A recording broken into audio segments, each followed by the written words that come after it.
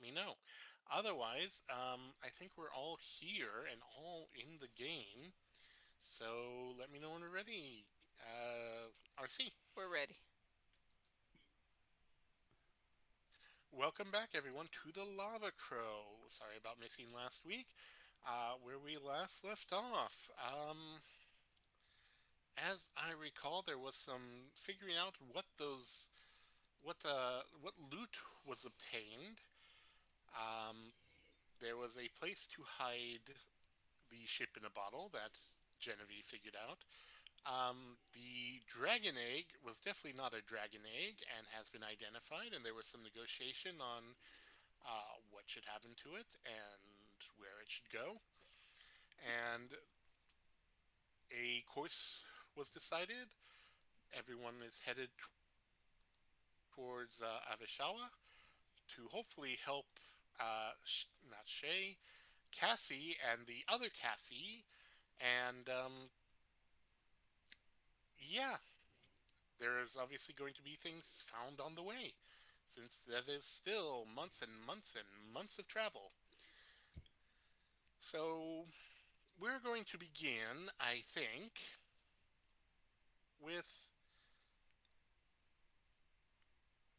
during this, let's say, over the course of a week, what would everyone like to do? There are still a few things you have not identified. I believe there was a request for Cassie to examine some of them, since they're currently in Kitlak's little nook.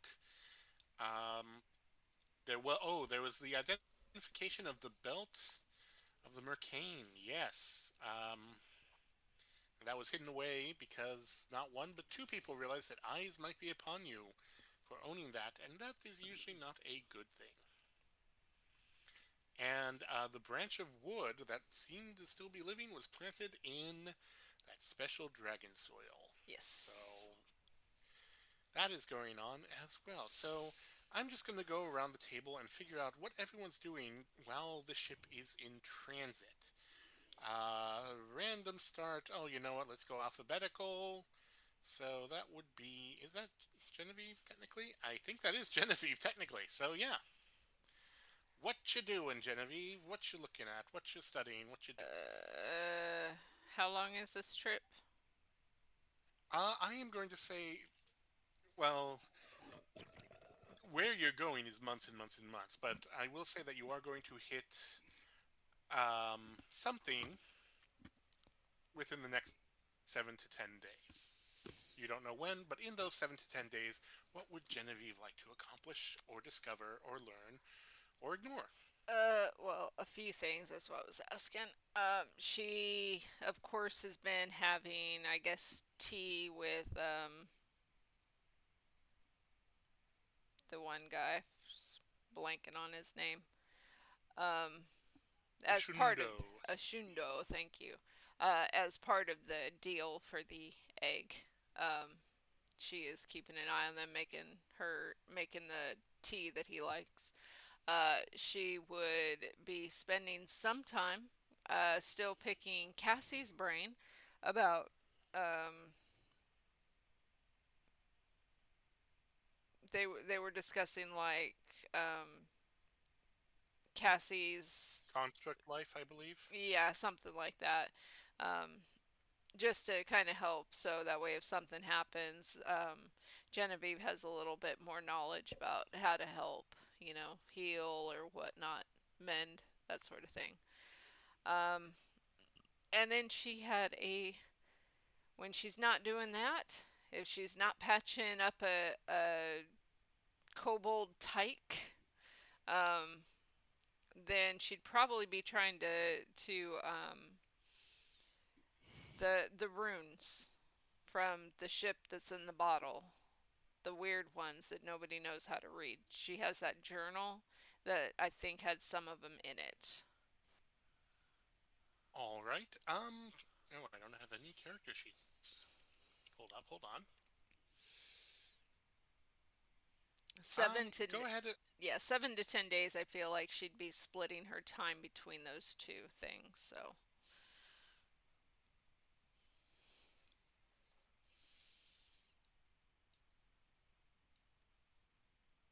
Oh, D&D Beyond has signed me out. I hate when they do that.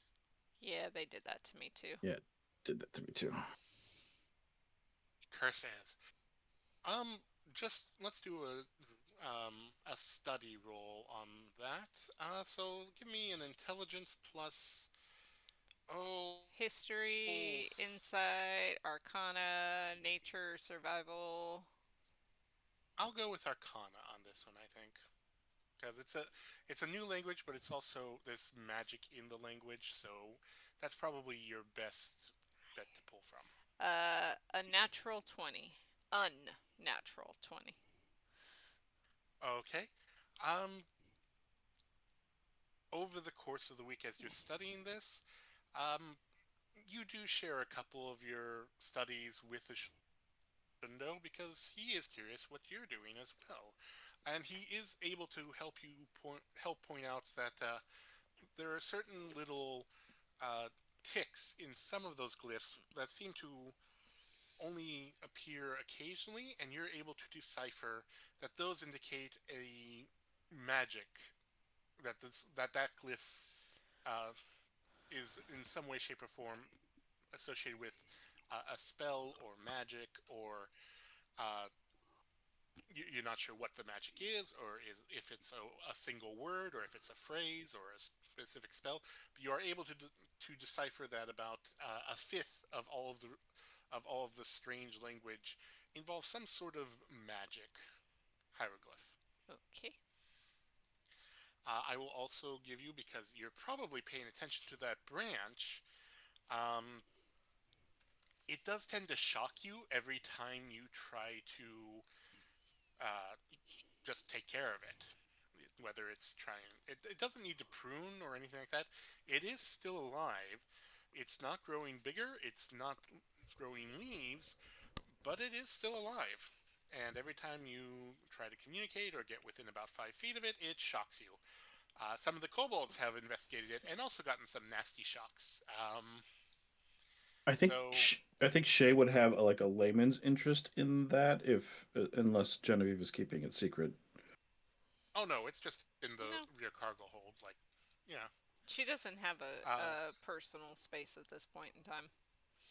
I think yeah, I think she would ask Genevieve. I have Mage Hand. Do you want me to try and but I don't. What are you trying to do to it? I'm just trying to study it. Hmm. Well, Mage Hand can't be that helpful in that sense, but we don't have to get shocked with the Mage Hand. If you need an extra hand, just let me know. I appreciate it, but I'm just trying to study it for right now, trying to figure out what it's about.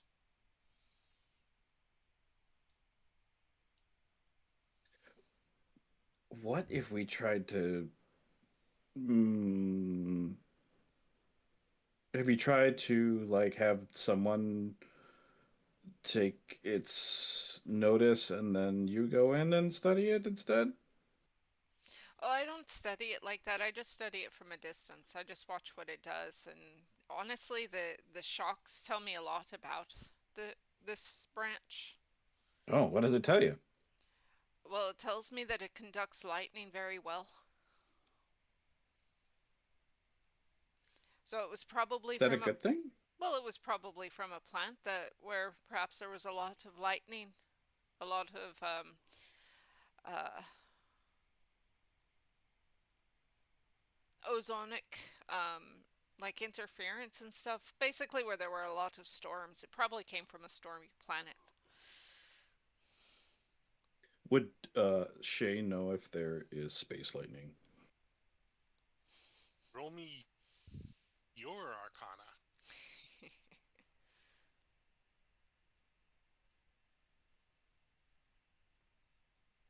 Oh yeah, I can delete this because I'm all done with this one. 23. Um, there are magical discharges that mimic lightning. There are living spells out in the astral sea that are like lightning. And with a 23, given your father, I am going, yeah, I will give you this. Your father once told you a story. A once upon a time story of a great tree, one that spanned the cosmos. And this tree fell. Tyler, you haven't chosen a color, by the way. Um, Oh, heck. and as it did, it fell through lightning, and it said that lightning echoed on every splinter that fell across the cosmos. But that was just a silly little story he told you. It was a metaphor for something growing up. Who knows? But yeah, you do remember hearing that.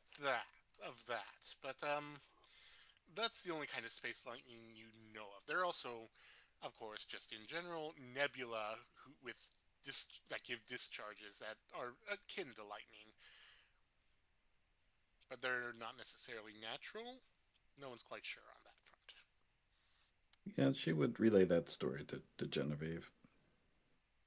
So take that for what it's worth. It could be just a bedtime story, but um, maybe this is a branch from that. I don't know. Genevieve Could is be f- already taking notes.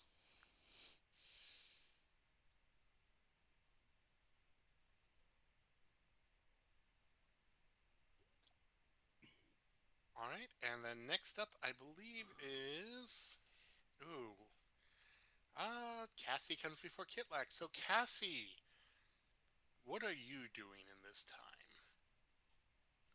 I will say that there was just interest with Genevieve's thing, but she's actually would be actively helping Cassie Shaywood as part of what she's doing in this time. If Cassie is fine with that, if Cassie would rather be doing it by herself, Shay would understand.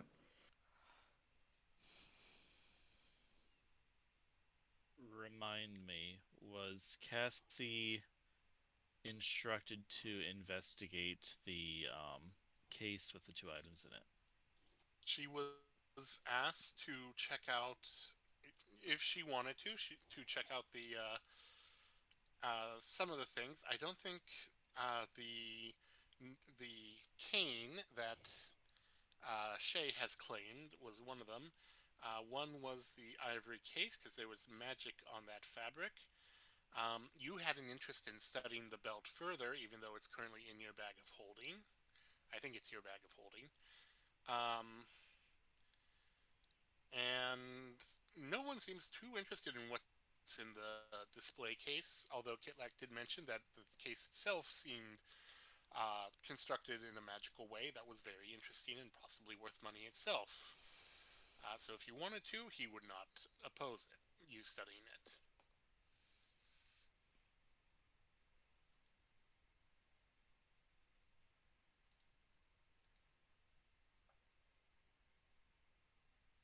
All right. Yeah, if she has the belt, I guess she would study that then. Okay, so you just I wanted to thought we hop in figured the out what the bag? belt was. Well, yes, but Cassie wanted to figure out more on how the belt Oh, worked okay. and That's everything fine. that it did. Because Sure. you only discovered one or two things that it could do. Cassie realized there was a lot more that it could do, but not all of it. So did you want to do that in the bag of holding, or did you want to pull it out? Um, Probably in the bag of holding because if I remember correctly, it had a beacon of some sort attached to it. Okay. Um, I will say while you're doing this in the bag of holding, it will be a higher difficulty. But yes, you can study that with your. You can just try and study its magic with Arcana, or if you wanted to try and figure it out with or without taking it apart. She already tried this, right? So, Yes, and you got a natural one to oh, activate it. I forgot that. Um, so do you want to Um, take it apart or just understand it? I believe there was a discussion about finding a Mercane and returning it to them in general. just understanding it, she doesn't want to risk damaging it. All right, roll me your not artificers, tinker's tools. I mean, they are essentially artificer's tools, but yeah, tinker's tools.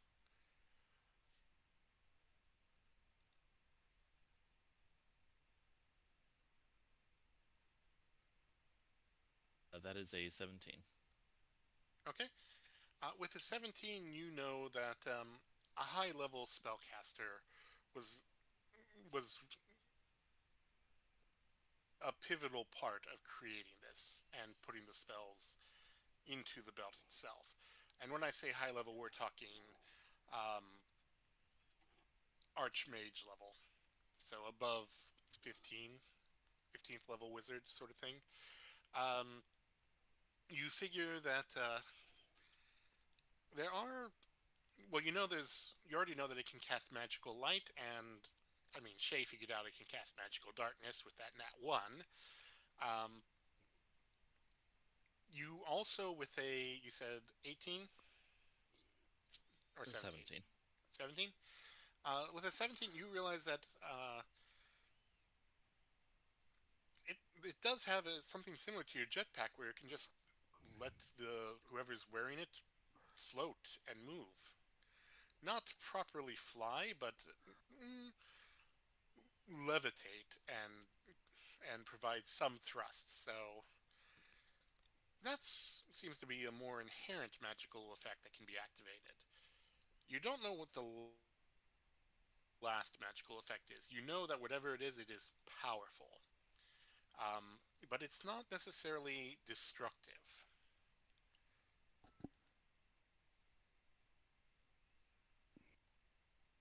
Fair enough.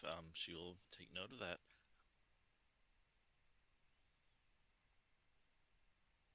And And if she go ahead. has time left over, she will go back to examining what she was actually instructed to do, which was um, try to get that helm operational.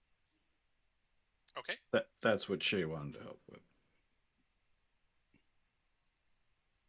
All right. That's another Tinker's Tools. Do you want Shay to help you with that? Certainly.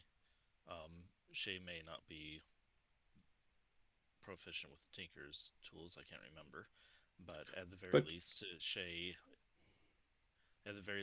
is knowledgeable about Spelljammer. So and has Give me enhance one. ability, Give me 1 second here.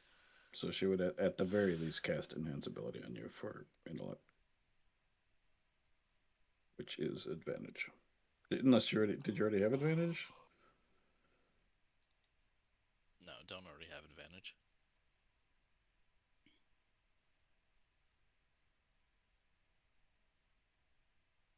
So this is over the course of 7 to 10 days. And so this is like on Shay's off shift, so she's not always there, kind of a thing. But when she is there, she's giving enhance ability to Cassie to help out.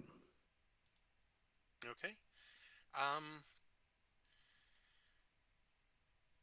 So like I said, this is taking over 7 to 10 days. Give me 2 rolls with advantage. Let's see how you do. These are Tinker's Tools. Alrighty.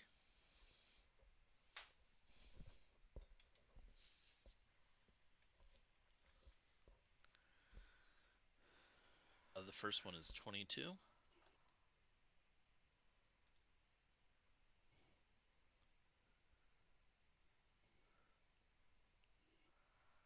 And the Nice. second one is 26. All right, and roll me. Oh, Oh, go ahead. and what is the other bonus that she gets, Baldwin?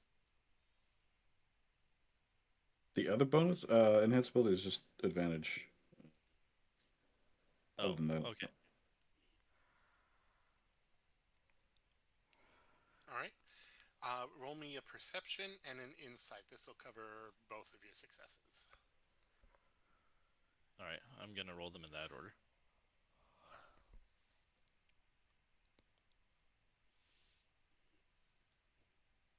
Yep, that's on brand. That's a 5 for perception.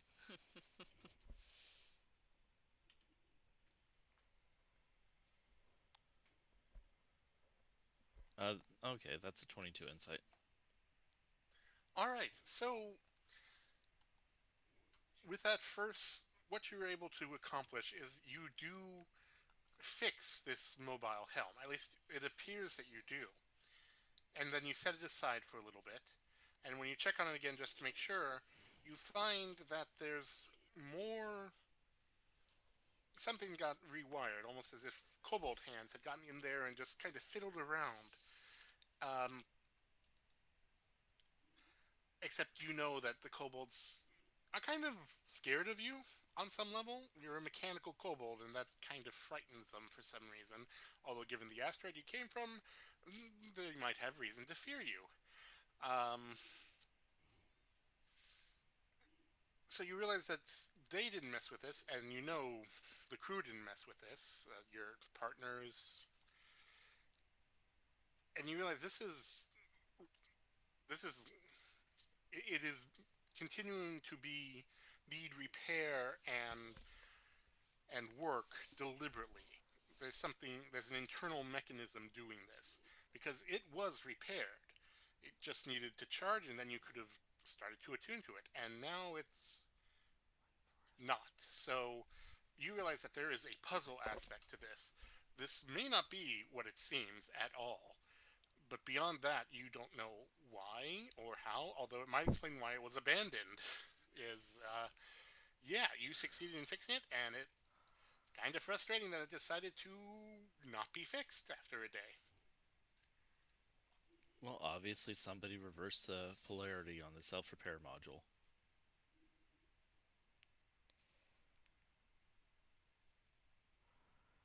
And did you want to do?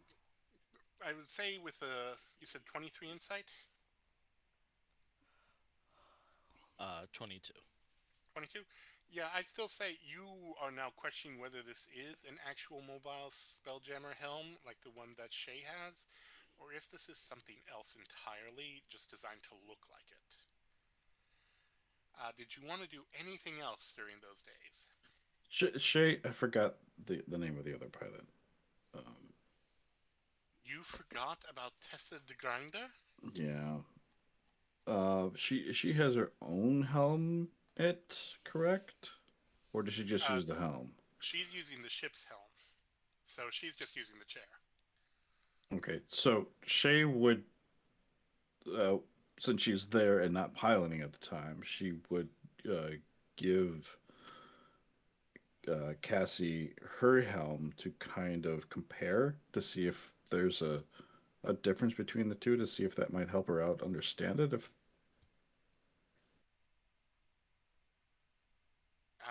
Your Okay. helm's a pair, though, isn't it?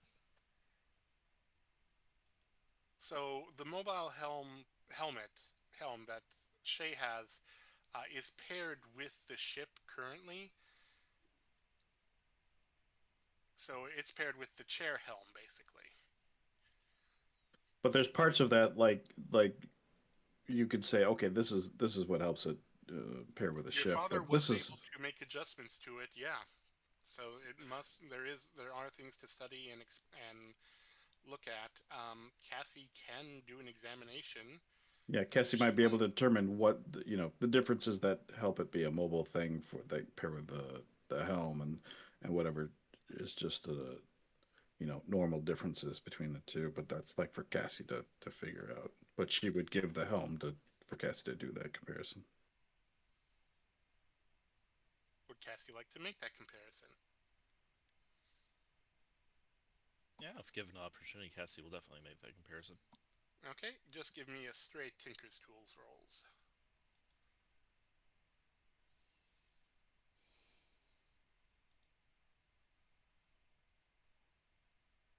16? With a 16, you can kind of see how parts of it are segmented, which explains how um, Shay's father was able to change certain things and leave other things alone. Probably how they kept Shay as a child from accessing certain systems. You can also, though, see that nothing in there is. While what you picked up kind of looks like this on the inside, um, there is no ever changing system in there. Everything's kind of set. Uh, and that alone kind of makes you very much question how much of a mobile helm that thing is, and if it's not something else entirely. Because there are parts missing from the one that you're repairing that are definitely required for attunement to match to a ship in Shay's helm. But understanding it beyond that is still beyond your knowledge. Alrighty, noted. And Genevieve's attunement um, to the other ship, that didn't require any hardware, right? No, for most ships, it's just a chair. For the barge of Ptah, they had removed the chair and basically made it you had to, but they set up a place that was the equivalent of a chair. You just basically had to be in a praying position, looking out towards, the beyond. That was a deliberate design by, well, religious leaders.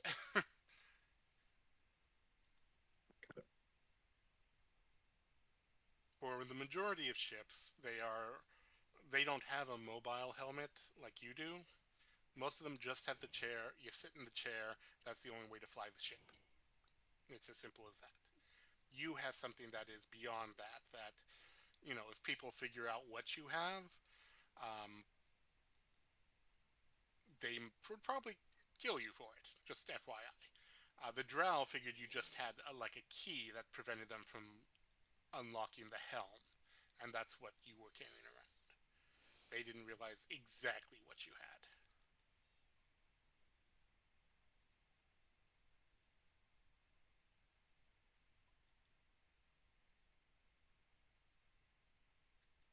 Anything else, Cassie, before we move on? Not that I can think of. I think that's the majority of her time. Okay, Kitlak, what do you want to do over these 7 to 10 days? Kitlak is more or less going to just try to learn as much about the crew as he can and socialize with them and just generally check up on the ship and make sure everything's doing well. Kitlak kind of as a rule wants to use all his downtime in a way befitting a captain of a vessel and just really devote himself to, you know, being seen to try to hear everyone's, feelings, complaints, concerns, and to try and arbitrate as much as possible if it's necessary. He is just trying to be available, if that makes sense. All right. Well, let's go down the list. Suka I don't complains that. know that I necessarily want to role play communicating no, with we're not every going. single member No, of no, the no. crew. We're not going to roleplay every single member of the crew, but if you would like Okay. to, we can. Suka is going to continually complain that you put her in charge of the money and the kobolds on some level. Um, I Rourke, mean, that is how Suka does, and Kitlak will take that good naturedly with, oh, you could do it, Suka. I always believed in you, and I'm still believing in you, even though you don't want me to. Rourke seems to croak at you. You're not very good at understanding Grung, but you think he'd like to sit you down for a session. Which one is Rourke again? That is your psychologist on the ship, Forgot the that we had one of counselor. those.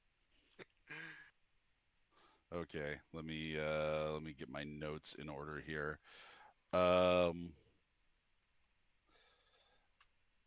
Rourke, psychologist.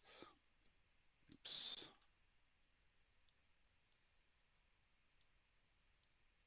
You don't have to. You can ignore it. You can decline. You do You see know, that I think I occasionally. think I Oh, think Kitlak would try and tend to his mental hygiene. I think he'd go for that. um, what do you talk to the ship's psychologist about? Is it Shay? Is it your history? Is it relating to kobolds? Is it the trauma of your twin being right so often that it just annoys you? What is it? I think Kitlak would talk about his anxieties, in terms of like how to be a good captain for the crew and his anxieties of having lost his last crew and his feelings of potential failure at possibly losing this crew in the future, and how that tends to spiral into overexertion and trying too hard. And being the excellent counselor that he is, he always responds with a "Rark." Yeah, I mean, Kitlak partially just wants to hear himself talk here and talk it out. But he really does want feedback eventually. You do see some of the other kobolds using this, but they tend to do it as more of a group therapy, where they're Mhm. just listening to him chur, and that just seems to calm their anxieties down. He does that with you a little bit. That always sets you off because you lose a little bit of control of yourself, and so you're not really a fan of that response when you start Mhm. talking about dealing with anxiety. Zaldi got blind drunk, blacked out for a couple days, and then just got back to cooking and not talking about the ship in a bottle or why he knows that or anything like that. He does occasionally wander the ship. Just, I mean, this was a dream ship. He said he could die Mhm. happy knowing that he saw one. So occasionally he just wanders it and then goes back to the kitchen.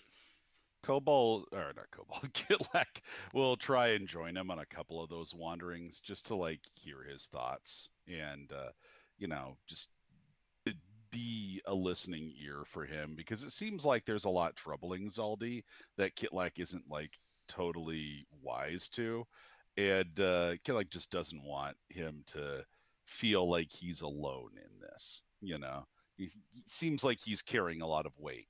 Kitlak kind of sees himself in that dude a little bit. Roll me an insight. Okay. Kitlak will absolutely use guidance on this. This is not a guidance sort of thing. This is just Okay, sort of a well then passive thing you ignore. get over the nights. Oh, come off it. That is on a 19. Look at that die. Look at that die. Look at that die. You got to see. Look at that. Look at that. Tell me it's not on So a 19. close. So close. Kilak will, however, use his tactical mind to add a D10 to that, even if it's not That I'll not allow because you are putting things together that yeah. over just listening to these over the nights. Yeah. So I mean that's going to be a 5 plus I believe it was the 4 because the 3 Correct. was on the yeah. So that is a 9 plus his insight is only 1, which is something I'm going to train him on when I redo the character. So a solid 10. All right, a solid 10. Here is what you get. One, the legends of these ships are that while, yes, the main body was definitely made of wood, it was never this nice a quality, and the wings Mm, were a lot more hodgepodge, more branches and mud and leather all strapped together to create a more natural, like, warren, which means this mm, ship was either an early prototype or designed and built by more wealthy kobolds or kobolds more accustomed to standardized vessels, which kind of confuses him. That was very rare. Two, the dragon he served, he led he led his men. He led the kobold army for the dragon he served. And three, the one that kind of sticks with you and you're curious, but you also know if you mention this, it will not end well. Um, mm. they're all dead because, well, kobolds all die, but so is his dragon, and he got to watch Oh, geez. Yeah. it. In fact, Kitlak will. the one phrase that kind of sticks with you is he kind of says it in such a way as he's leaving you, returning to the kitchen, is you know, he got to watch his god die, and that's the day he learned something terrible. Kitlak at that won't say anything because I think Kitlak intimately understands what it's like to have everything you've believed in die right in front of you. Um, and Kitlak will just kind of clap a hand on his shoulder as he's about to leave and just kind of give him a level look, a very like a sympathetic look, but not a pitying look. Just not going to say any words. Just hold that look for a second, and then just let him leave. He knows.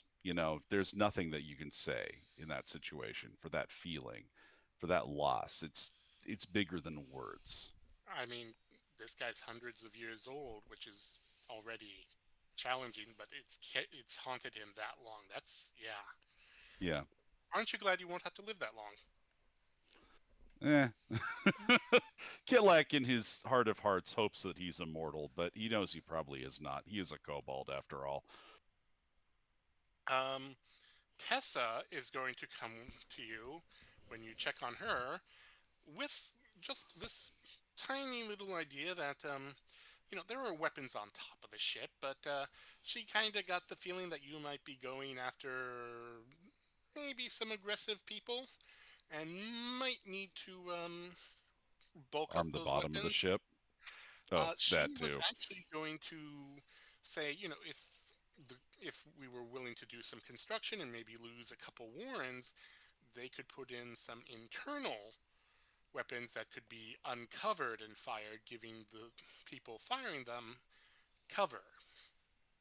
She still What are needs to work out. the Warren capacity? What's that like? Like, are they crowded? Because I know they're kobolds, right? Like, kobolds are going to crowd together by their nature, but like, are they comfortable at all? Like, I know standards are different, but Give me 1 second. I have to find.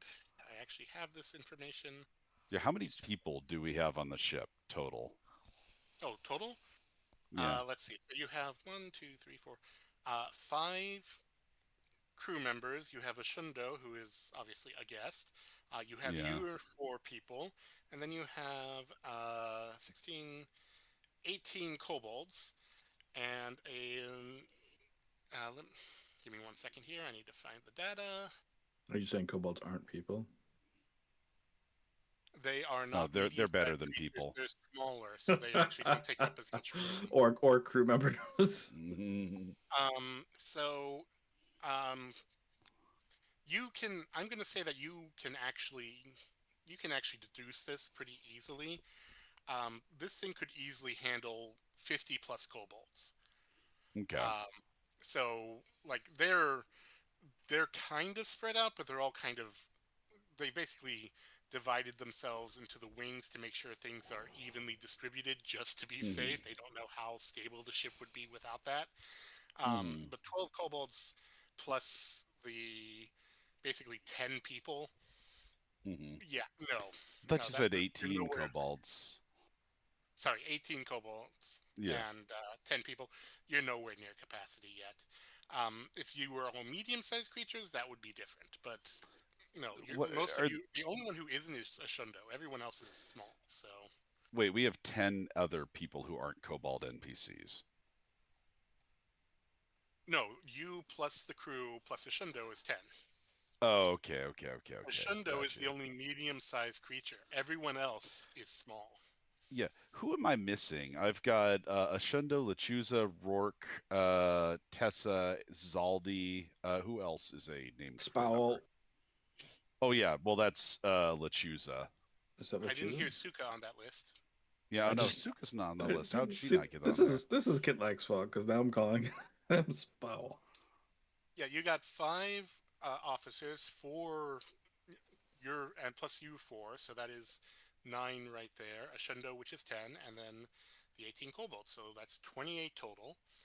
And if this was a ship of only kobolds or only small creatures, yeah, they could handle 50 easily. And what Tessa's suggesting is, say, one of these little things work to create like a little removable panel between internal and external with weapons, so that yes, there are the weapons on top, but then there are also weapons that are harder to hit and might get more shots off. But she's still working on it because, as she put it, putting, say, a cannon in there would just make the wing break off. So she's trying to figure that part out. She doesn't want to damage the ship while firing a weapon, but it has to be a weapon that works. So Yeah. she's puzzling that out, but she's put that proposal to you. Yeah, I'll give And it my blessing, not like don't put it in there immediately, but do, keep up the thought that you're doing right now.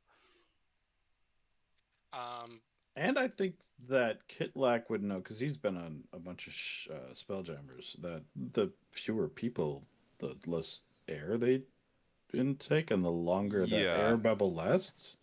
So we can stay afloat long, quote unquote, afloat longer with less Basically, there is people. in the new Spelljammers, it's 3 months. Is that right? 4 months because it's 120 days. Um, and then if you exceed that threshold, then you lose days uh, based on how many Are you people you saying have on it's board. So in okay? general, if you have you an angel ship can fit 33 medium-sized creatures before uh, compromising the air envelope. You and if you have small creatures, then you can double that. So, you can have a crew of up to 66 small creatures without compromising the air envelope. I'm just saying that Mhm. Kidlack figured out, 50 kobolds could fit easily in here. Mhm. All right. Well, that math all concluded. Keeping on. Yep. She is also going to mention that she's been studying the heart more, and while you are reluctant, she understands you are reluctant. She is just going to explain that she has determined it would armor the ship, which would make it more durable in a battle. But she's not going to push for that. She's just mentioning it to keep in the back of your head. Kitlak kind of acknowledges that with a nod and a grunt. He doesn't like want to give her any more hope towards like, oh yeah, let's do that. But just, yeah, I heard it. I'm happy you're doing this kind of thinking. But I'm not going to be committal. Yep, and she's totally fine with that. She wants to make sure that part of your concern was that she couldn't give accurate information of what it could do, so she's studying it further to try and figure out exactly what it's going to do.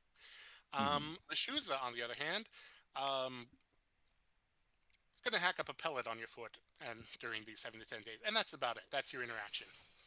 Um, Cobalt, Kitlak, I keep calling him Cobalt. What the hell? That's because I'm actively making his character sheet while I'm doing this. Um, Kitlak wouldn't just take that, like he's gonna say to Lechuza, "No, I understand we may have gotten off on the wrong foot, but I also understand that you are an asset to our ship, and that you demand a certain level of respect. Is that correct?" They're going to blink one eye and then the other, and that is for Melody. And you do see Melody is on your feet eating the pellet quite happily. Wonderful. Kitlak's going to kind of kick the pellet aside. Melody However, is going to you, let out an annoyed squeak at you. eh, Melody can be annoyed. They're not a priority. Uh, Kitlak's gonna turn back to Lechuza. Now, I understand what your wants are. I too want respect and to not have an owl pellet horked up on my foot. That seems, whether or not it was for Melody, disrespectful, yes? I suppose the grinder doesn't mind. She finds it tickles. The grinder? The grinder, Tessa. Oh yeah, Tessa de Grinda.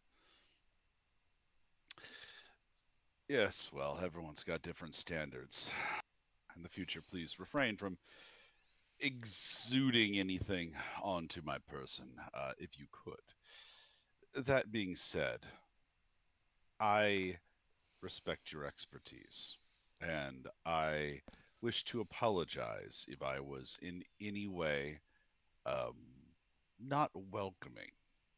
I feel that we have got off on the wrong foot, and that if we are to work together, we must be kind to one another, or at least tolerate one another. Do you think that that's doable?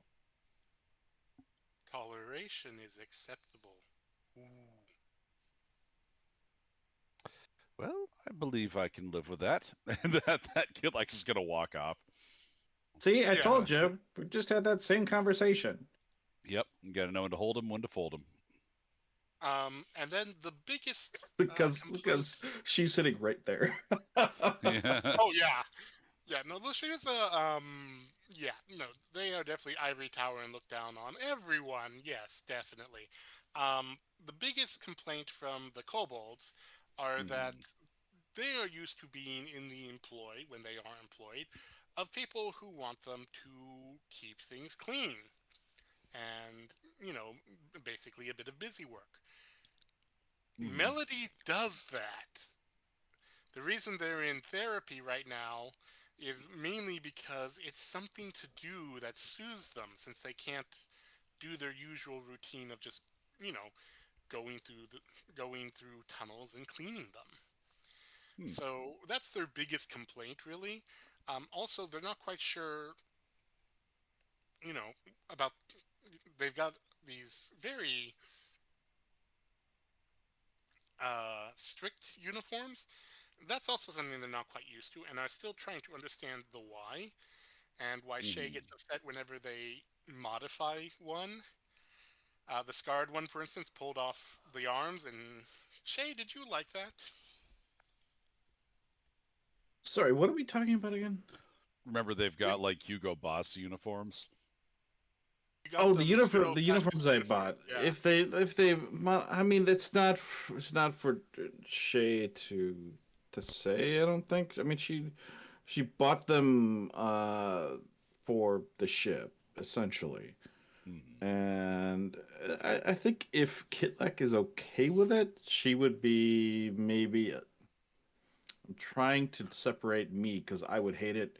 Uh, but Shay would probably be okay with it as long as Kitlek's okay with it. Yeah, so Kitlak and Shay probably this is one of their different methodologies when it comes to Spelljammers. Like Shay is, I believe, like everyone is ordered, but they're also, like kind of more relaxed. Like they're there to do research, they're there to learn, they have like ideals of knowledge, right? That's kind of how I see Shay's experience with crews. Kitlak is, of course, with thieves who just do whatever, like they have a chain of command for sure, but uniforms, I mean, come on. So Kitlak isn't even going to bat an eye at them. To like him, the uniforms are an interesting novelty that's kind of fun and funny.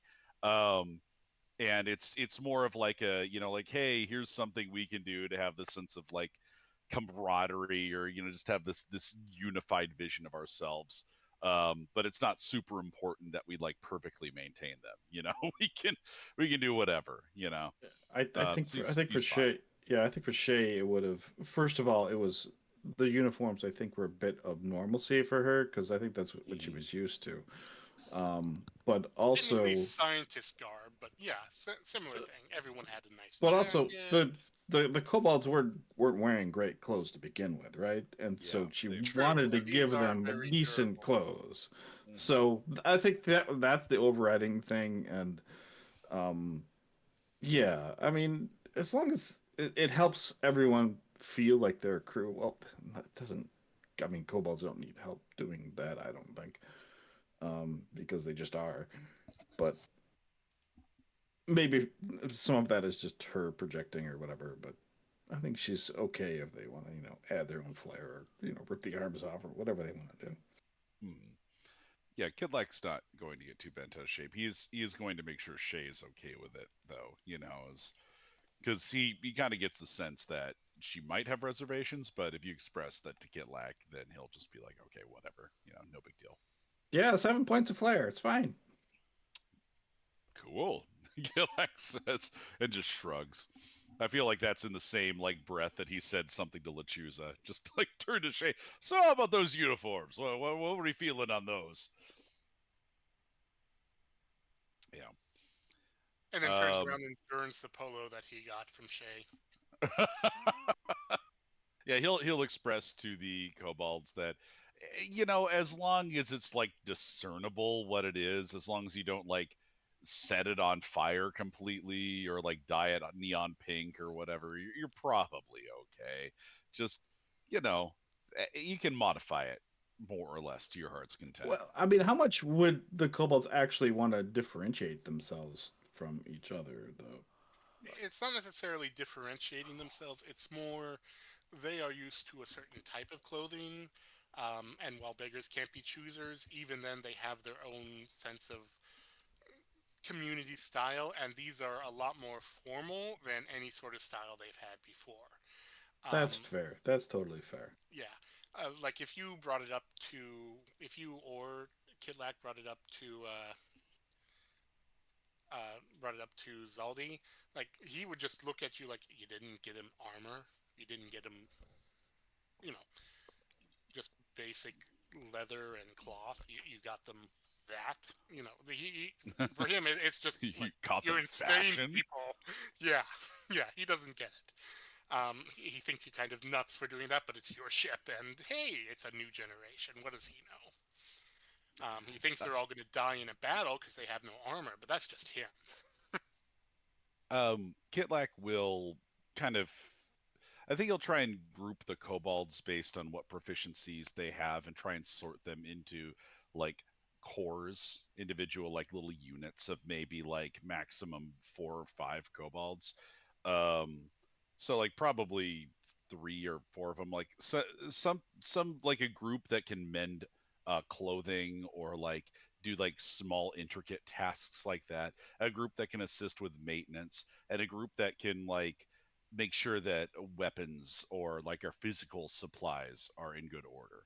Just trying to give them jobs that the chinchilla can't accomplish that are still very important. Perfect. Maps is already working with Shay, so that one is assigned. The two kids have gotten semi-adopted by Tessa as her engineering crew, which is both a little concerning because she's very much, yeah, we're gonna drill a hole here and hope you don't go into space, but also it'll be so cool and you're gonna learn so much. Um, but yeah, It was taking care oddly of similar to Kitlak's childhood when he sees that. He has a lot of memories that come back to him. He's like, wow, yeah, that's what I did. Put me in that uh, conduit. yeah, and that actually, the kids will.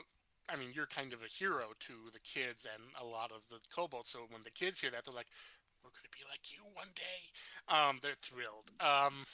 Just The just a, ones, a, a tip from an old conduit climber. Don't bite the wires. I know it's handy. You've got a third hand, which is your mouth. Don't bite them. It doesn't go well. Just hot tip. you're also a little reassured. Tessa, as enthusiastic as she is to send her into these semi-dangerous things, she actually also seems to really care that they may get burned, they may get cut, they may lose a finger, but they're overall okay. Like she isn't trying to throw away their lives. She doesn't think they're lives. She actually kind of like that big sister letting you get away with things, but also making sure you don't kill yourself. Um, Hmm. you kind of get that, but you also realize, some of them tossed you into conduits, and whether you got electrocuted or not, they didn't care. They just needed you to do a job. So Hmm. it's reassuring that at least this one seems to care for the kobolds. Um, Possibly is working with Zaldi to make a kobold. Uh, I don't want to say elixir. What's the term I'm looking for? Alcohol that is potent enough to kill most non-lizard livers. Uh, which Neat. is kind of curious that she knows how to do that and also why. But that's, you'll enjoy it when it's done. Yep. As a captain, you have to know when to ask questions and when to not ask questions.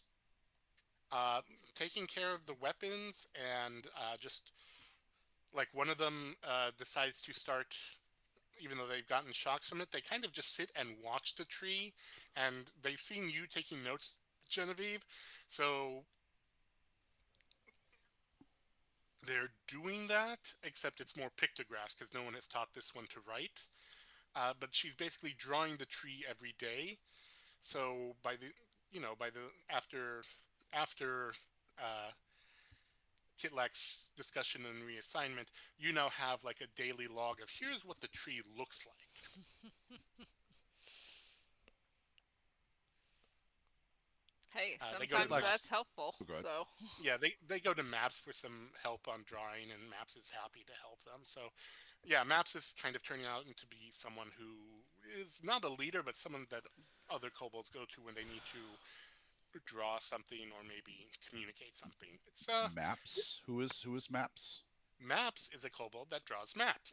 She's used to Ah. drawing, like she's done an internal map of the ship, and now Mhm. she's doing like systems that She's working with Shay Shay. describes Yeah. to her, and trying to map the local astral sea, at least get a general vibe of it, which is highly complicated and usually done with a lot more instrumentation. But they're trying, which is the important thing. And then last but not least, speaking of, Shay, what are you doing other than helping Cassie and maybe Genevieve? And bumping into Kitlak in the waiting room of Rock's office, what as it is, such as it is. Because I think she would have set up like uh, a weekly thing with Rock, just same as Kitlak, just to just to Maintenance. kind of sit and yeah. Surprisingly, Rourke is very much the same with you. It's always whenever there's a reply. Do you like the churring or not? I think I think Shay would is work incapable of doing anything else but saying that. Suka seems to understand him, and he was pointing out that he negotiated some sort of peace deal on the asteroid. So he must be able to communicate. You assume he is able to communicate in other ways, or maybe everyone just speaks grown. You don't know. Can she try and figure out how to actually communicate with him so that she can, they can give him her actual, dang it, my pronouns. I hate pronouns. Actual feedback.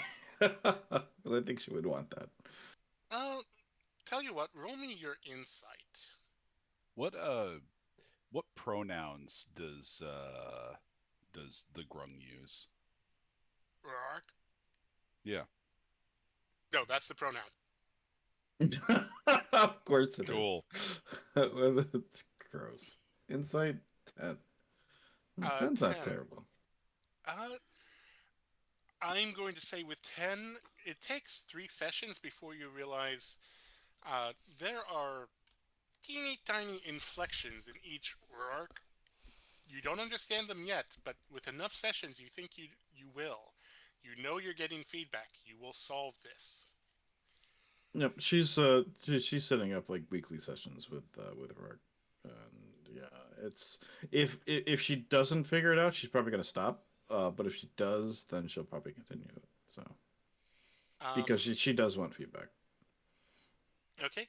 And last but not least, I'm just going to quickly go down Uh, the. Oh, anything else, Shay? oh yes, absolutely. I also have one thing I want to throw out there. But go ahead, Shay, first. Actually, No, if you've got one thing, let's go ahead and put Yeah, a quick pause. I need to use the restroom. I will be right back. that works too.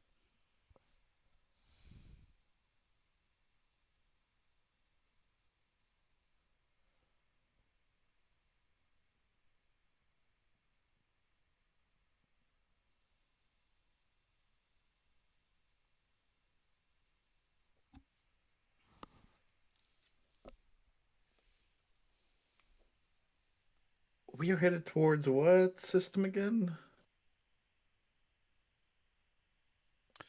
We are headed towards Avashkawa to investigate the past Cassie because that felt a little more time sensitive than Kitlak's personal missions. Yeah.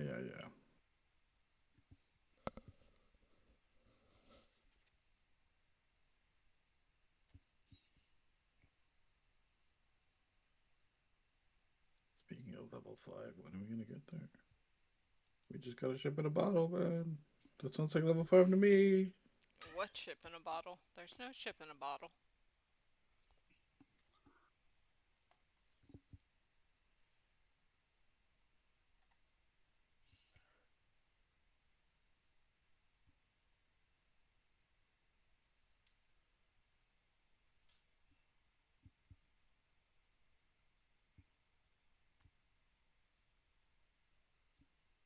Sorry about that. Go ahead, Kitlak. What did you want to do or add? Oh, I just wanted to know what everyone's pronouns were. Like, what's Lachuza's pronouns? Leshuza's programs are they. Okay. Maps. Maps is her. Mm-hmm. You know, Um, yeah. Zaldi. Suka is Zaldi. she/her. Yep. Zaldi is he.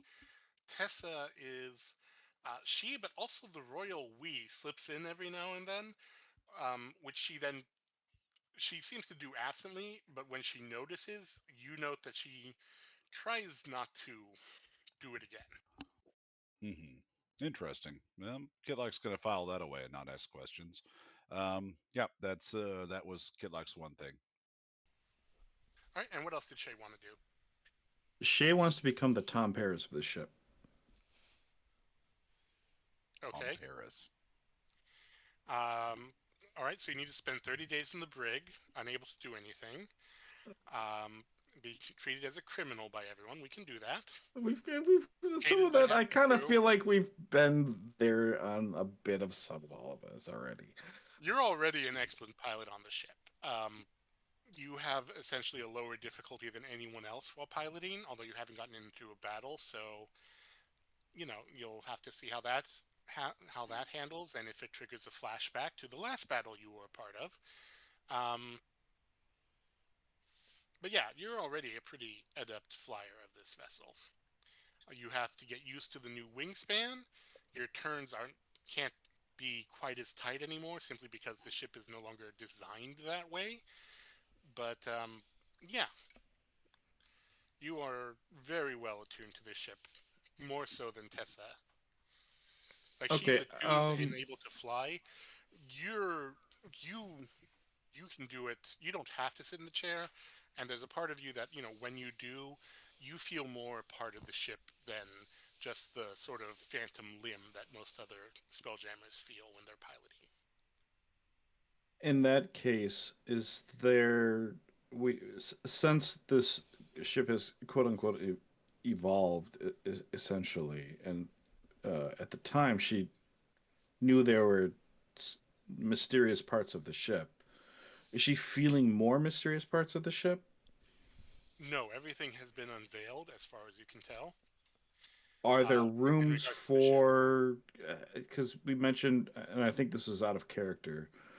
We mentioned before that you could add on to the ship. Is there room for that to increase the size of the ship in easily so it doesn't impair the ship kind of a thing? You can always add like a layer on the bottom. There is a limit to the weight of the ship at which point the Spelljammer helm will cease to function. Basically, it can move a certain amount of tonnage, and then once it reaches that limit, it will no longer fly, unless you either develop a more powerful Spelljammer helm or figure out a new form of spelljamming. And there are some out there. You can always discover those, but that's not the point. Um, Adding on to the ship, that would be a challenge. It's something that you would have to discuss with a shipwright. And while Tessa has some ideas here and there, um, that's sort of a little beyond her. Although she is very interested in ship design, so she can definitely discuss that with you and try and figure out what could be added and where. I also would kind of just I think just in general, Tessa and Shay would just have a general conversation, some overlap and talk about the ship, and Shay would kind of ask her, but has she um, flown other ships and kind of trying to discuss the differences between the ship and other ships. She would also talk to Kitlak about that maybe, and he might not have necessarily the information that she's looking for, but he does have knowledge of different ships, so like capabilities and that kind of a thing. I think she wants to be kind of a general overall excellent spelljammer pilot of any ship that she might.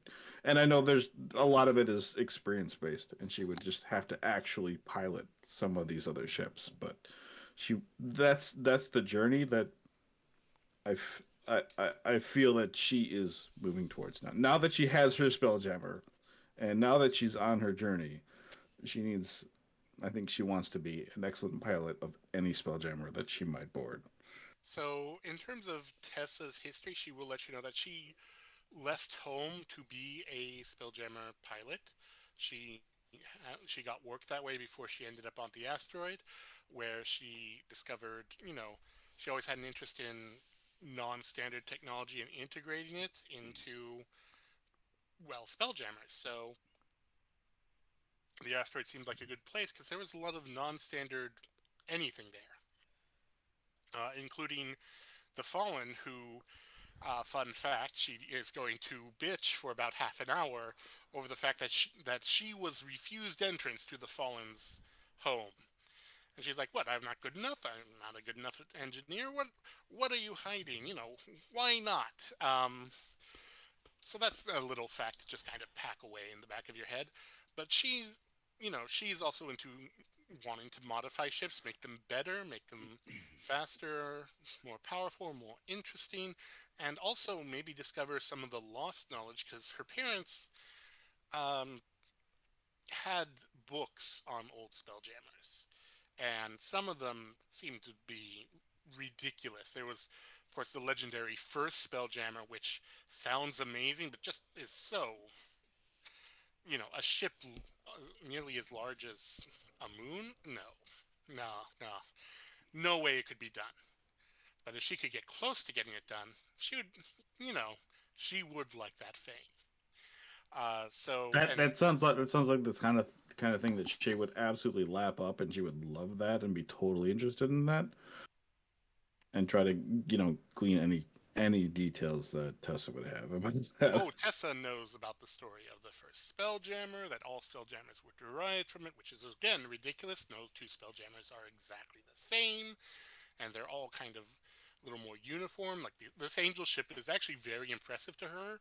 She had heard stories that Kobolds had ships. She had no idea that this is what they were like, and she's kind of excited to study it, try and figure out how to improve upon it in the next design phase because, you know, she's never seen this design.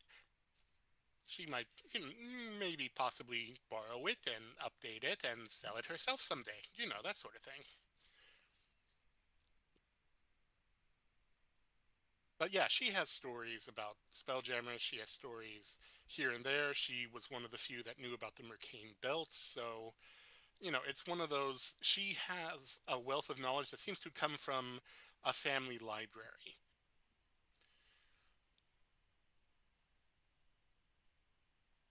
And would Kitlek have any knowledge that she might want towards that goal?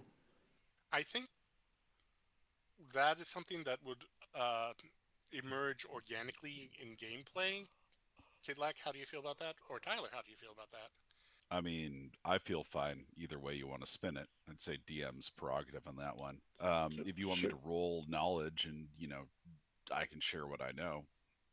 Um, I mean, your previous ship where you lost your entire crew, and that was a Mm, fairly standard ship. That was oh, I'm gonna say that was a flying ship, a flying fish ship. It was a mhm, standard ship. I mean, it was a little worn down. It wasn't the most advanced. They kind of kit bashed a few extra weapons and a few extra like hiding places, but it mhm. wasn't to smuggle things. But it wasn't like a fancy dancy ship. You've seen a couple other ships, I would say, ship designs. I don't think you've ever flown a ship, so I think it would, if you ended up fighting one or two ships, you would recognize the designs more than Shay would, but Shay might. So maybe as But we come across different ships, I might be able to ask Kitlak, and he might have some innate knowledge of what this ship's capabilities are, and it's not a pilot thing, but just kind of general knowledge about it. yeah, and you'll pick it up as you across the cosmos, because you're entering unknown territory. Who knows what kind of ships are around? Excellent. So as far as this ship, compared to other ships, like more maneuverable, obviously less HP. So, well, you said that the HP, or is it HP that we're looking at to determine Basically, your whose ship is as gravity is? your your ship is as durable as the majority of ships. You do have a lower maneuverability is not quite right. The wide wingspan means it can take a while, and you can't make tight turns simply because, again, the wingspan isn't very conducive to that, but it is also very aerodynamic.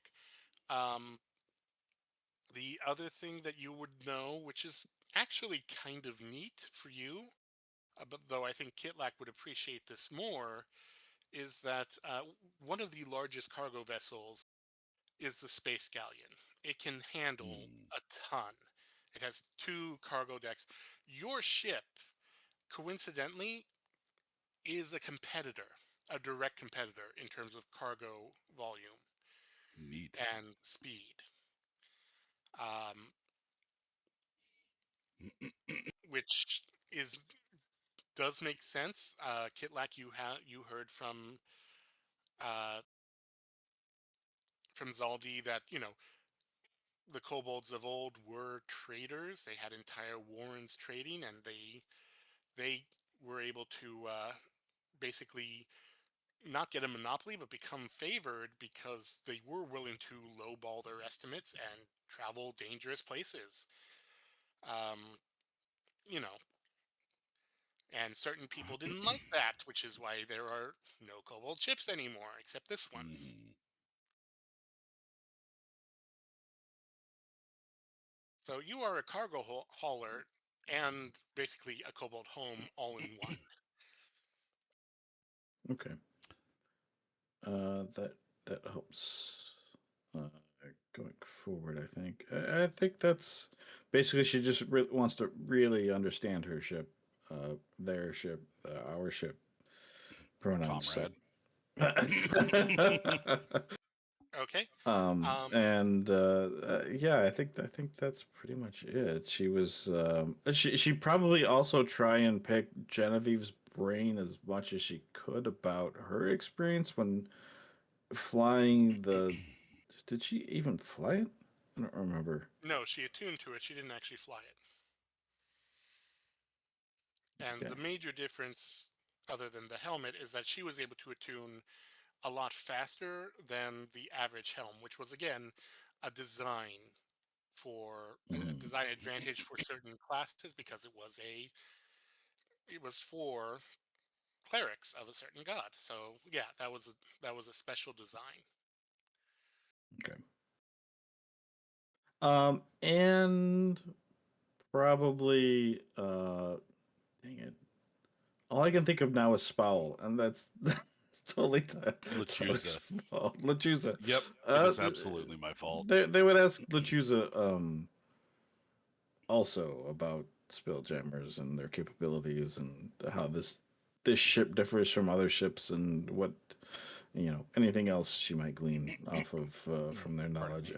and understanding Lechuza after a while as she does and offering respect and then not uh, um well I mean she's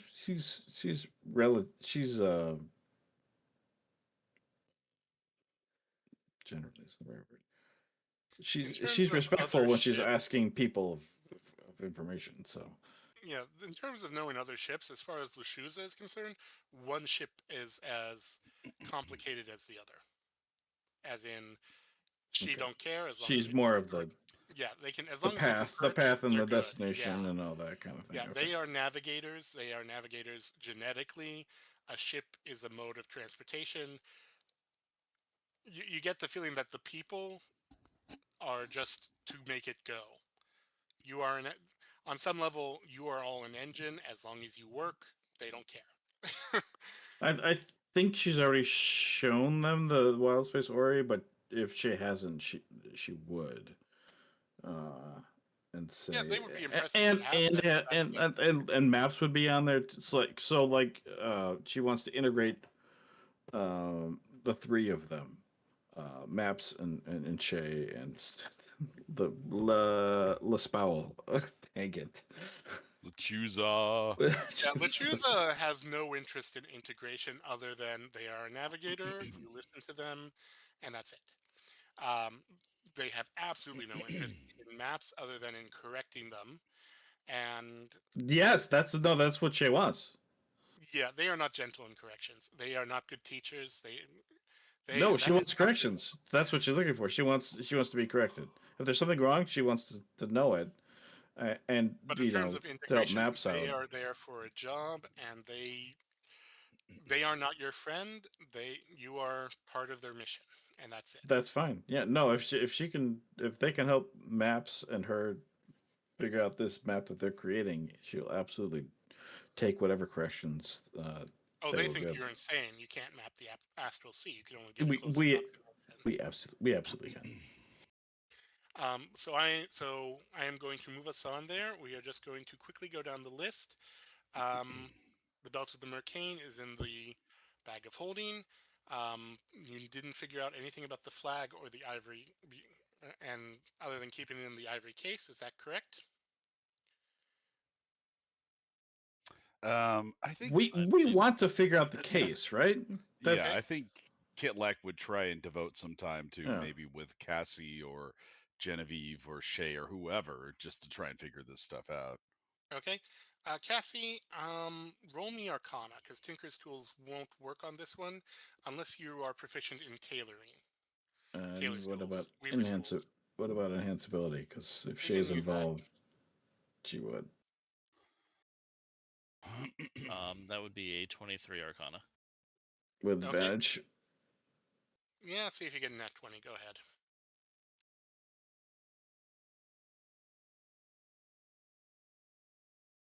Go ahead and roll again, Malkiel, see if you get a nat 20. Or higher than 23. Nope. Okay. Nope. Here's what you are able to figure out. The ivory is designed to preserve the magic of the flag. That's why it has to be put back in there. That's actually a natural capability of polished ivory. So that's actually standard. You figure that out pretty quickly. The flag itself, with a 23, you are able to determine that it casts an illusion. It is not an illusion to create like a flag, say a flag that mirrors another ship. You figure out that it is somehow an illusion that covers the ship.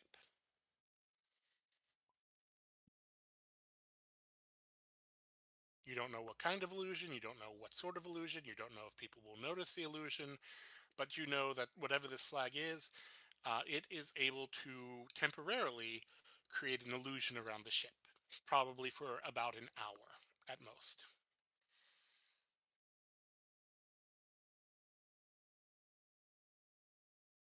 Very interesting. We need a huge mirror. Do you lot test it out or not?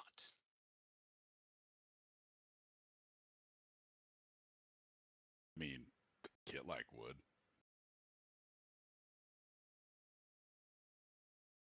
Okay. Oh, we need someone to tell us what it looks like, right? Can we get the ship out of the bottle and maybe Genevieve can tell us what it looks like?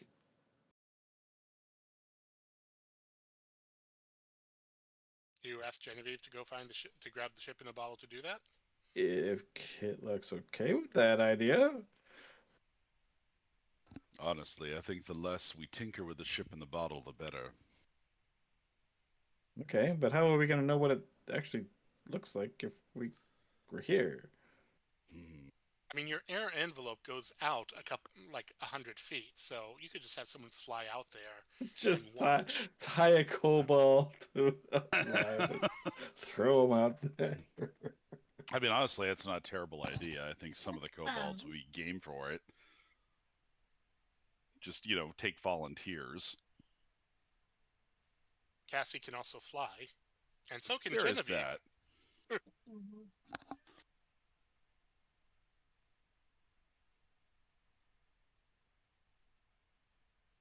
So who's going outside to Was see what the was illusion looks was like? was Cass gonna say something?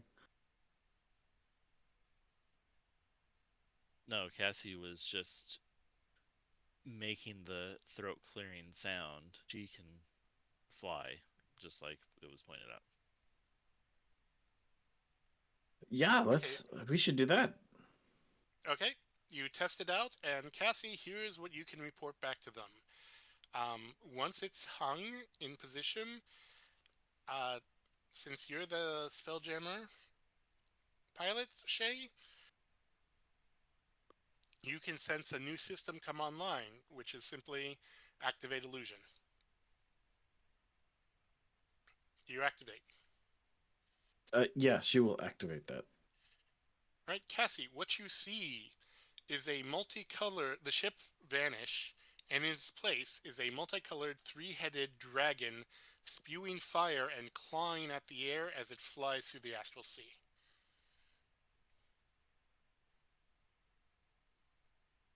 Well, I can It's safely say I don't hate that.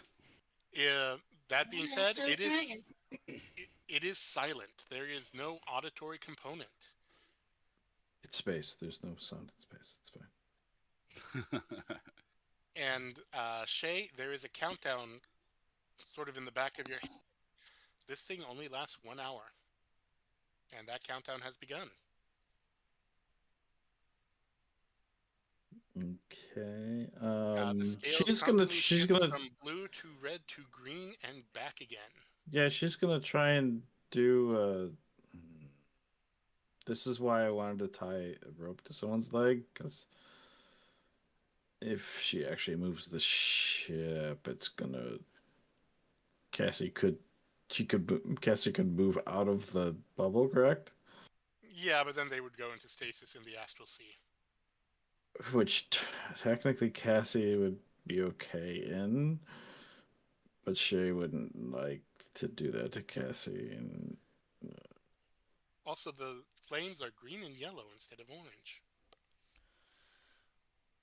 for a red dragon, The scales are constantly shifting from, I just said it, and blue to red to green and back again. So it's constantly shifting scales. They are multicolored. Think a neon dragon in the Disneyland Lights Parade sort of thing. Anywho, that's what it does. You can turn it off, but it only she'll turn it off early. So, well, it only lasts an hour, and it does have to be put away within 1 day to preserve the magic. If it's out longer than that, the magic is lost, and it's just a piece of fabric. that's part of what the case is for. Is to Correct. okay. Let's see. You've already claimed the staff. Well, the walking stick, technically. The net of fishing. Do you want to keep that or not to try and fish in the astral sea? I mean, what's edible out here that we would catch? There are a lot of fish in the astral sea, like Huh. literally. While there are Okay. scavers and other things, you can catch fish in the astral sea and eat them. Only some of them are intelligent. And don't roll on that one. Oh yeah, you definitely don't want to roll in that one. And last but not least, what are you going to do with the display case with the mask and the blade?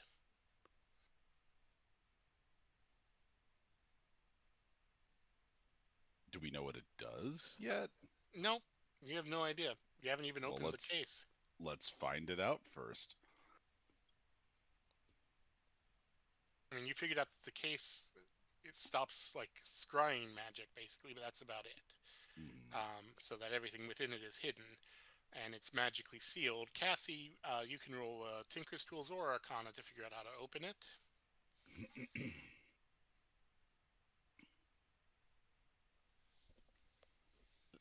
Both of those rolls are the same.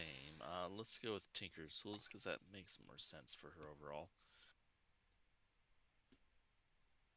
I mean, that's ability, maybe. Sure.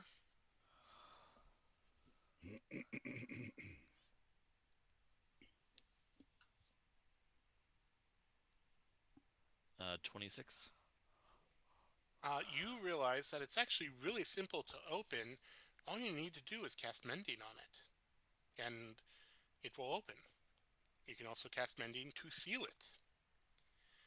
Uh, you also are pretty sure that whatever magics are part of the case will be inactive while it's open.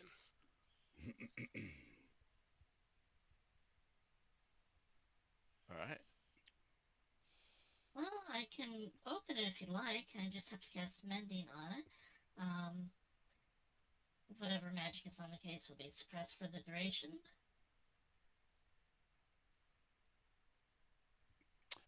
Please, Gilek says. So if we try to hide anything else in there, or it would be revealed. Because it's the case itself is potentially useful for other things too. Right? You open the case, and yeah, there's a little thin seam. You can just lift off like the top inch as if it's a lid. Genevieve, are you there for this unboxing? Did they invite her? I Yeah, mean, it's absolutely. in the rear cargo. Oh yeah, so absolutely. Oh yeah, Yeah. she'd be there then. Okay. You have the blade and the mask. What would you like to examine first? Actually, I'll tell you this. As a reminder, the blade seems to be a short sword in the shape of a khopesh. And now that the case is open, it starts flickering with cold white flame.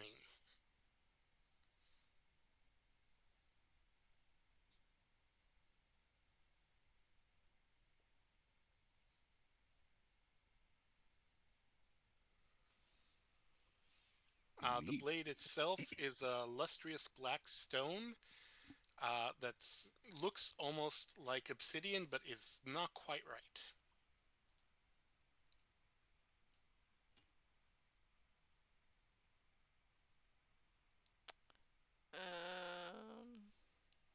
These are Arcana checks, right? Yeah, the mask again has no visible eye holes, though there are two fire opals located where the eye holes are normally found on the mask.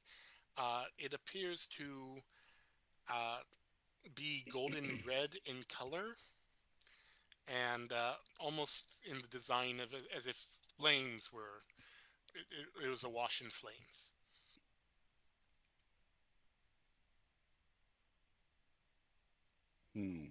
So those are what the two items are.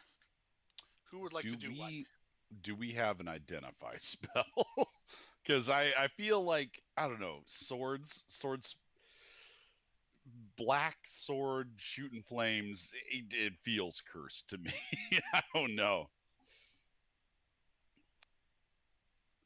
Just getting that vibe. Genevieve does not identify as not a druid spell.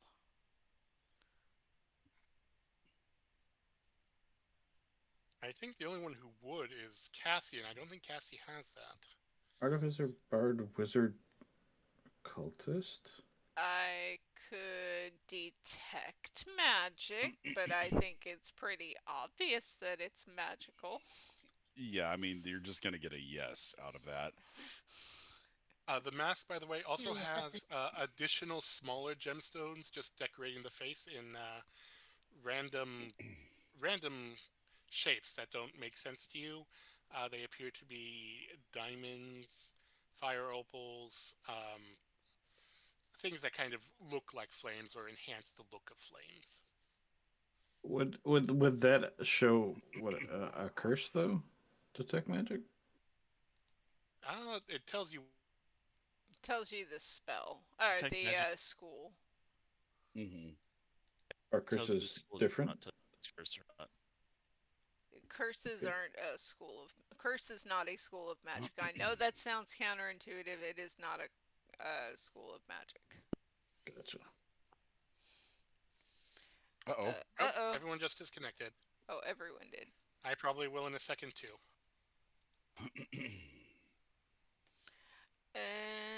Well, yeah. I was just checking my spell list to see if there was anything that might be good for it. How about I detect if there is a poison or a disease on it?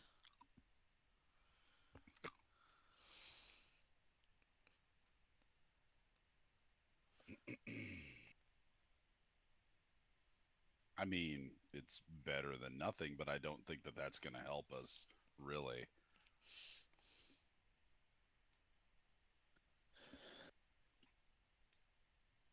If you Room really is back want to, up. Good.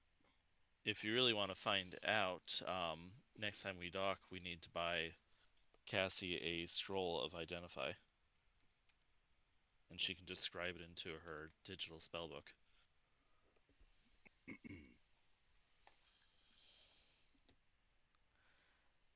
You know, maybe if we give that belt back to the people, Mercanes.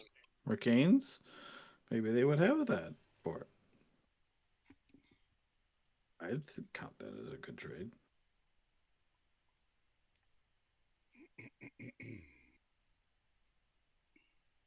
Alright, so no one wants to roll anything or touch anything or figure anything out? I mean, Uh, Kitlak's getting a vibe. I don't think he wants to touch anything, especially not the sword. Genevieve will do her best at Arcana check. Mm-hmm. Okay, which one, the mask or the sword? The sword. Oh, that's not too bad. That's a Yeah, no kidding. 23 for the sword. Okay. With the 23, yes, it is a magic sword. Obviously fire magic. While there is certainly a vibe that Kitlak is getting, you don't think it's a vibe of cursing, but there is something. There's like a. You think that might be part of the design that people don't want to grab the sword. There's also definitely additional power within if one could figure out how to access it. But again, that's about what you can get without any further like attunement or touching or anything like that. Genevieve's gonna grab the sword. Oh All boy. right. Ooh, Shay is going to reactively cast protection from good and evil on her. Okay. I don't think it actually works that way if it's cursed, but I think she's doing You it. cast protection from evil and good, which is fine. And Genevieve, meanwhile, you grab the hilt of the sword, and as you do, you take 3 points of fire damage. Okay.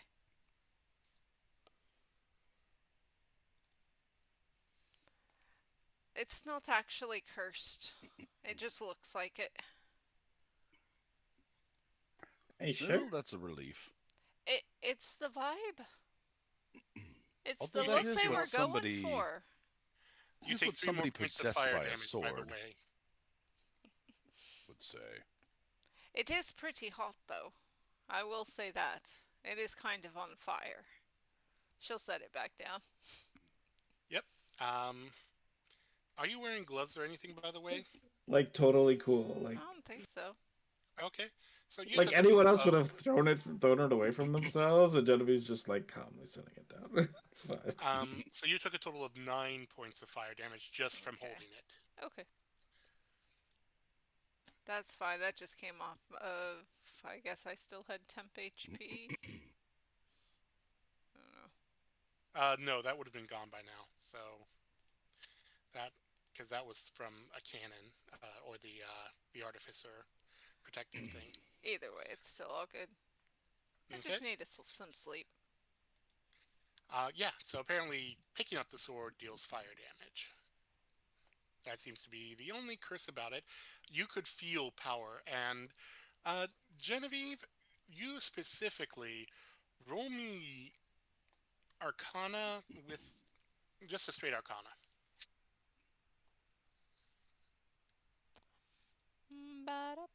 Because you would be somewhat familiar with this. in its own way. 21. Nice. This blade is imbued with sun magic. It's not just fire. There is literally power of sunlight in this thing. You don't know how. You've only kind of felt sun magic, like casting sunlight or making a grove more warm, that sort of thing. But you have felt sun magic before, and that is just directly imbued into this blade, which might explain why it sets you on fire. It's also got sun magic, apparently. So it could be worth quite a bit of money.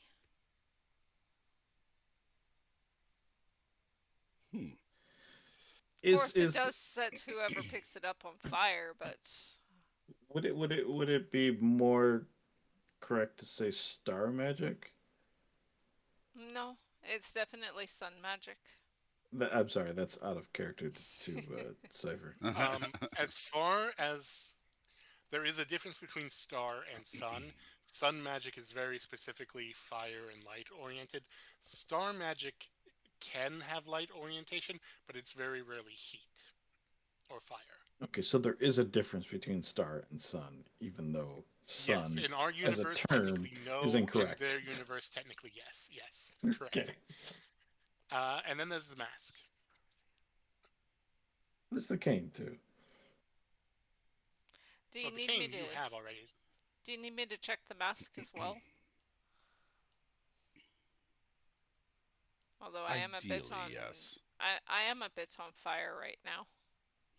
She pats her Yes, hand out. perhaps attend to your own bodily needs before you go any Mask! further. Hey, I'm the medic. Who are you calling? Oh, I'm calling you apparently. Non-nat 20 for the mask. Okay. Are you going to touch it with this? No, not at first. She wants to see if she can tell anything about it before she touches it.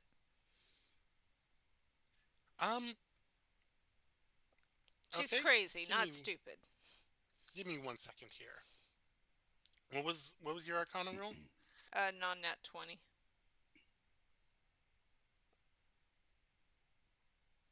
Non-nat 20. Okay. With a non-nat 20, yes, the mask is also very magical. You think it has some just innate magic in itself, but as you study it, you think some of those opals, fire opals, actually contain like spells. So probably whoever wears it and attunes it has access to those spells in addition to whatever else the mask does.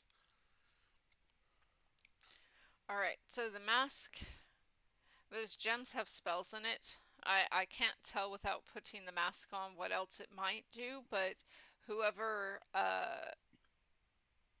decides to tune to this mask, they might be able to use those spells and tell what spells they are. You said non-nat 20, right? Yes.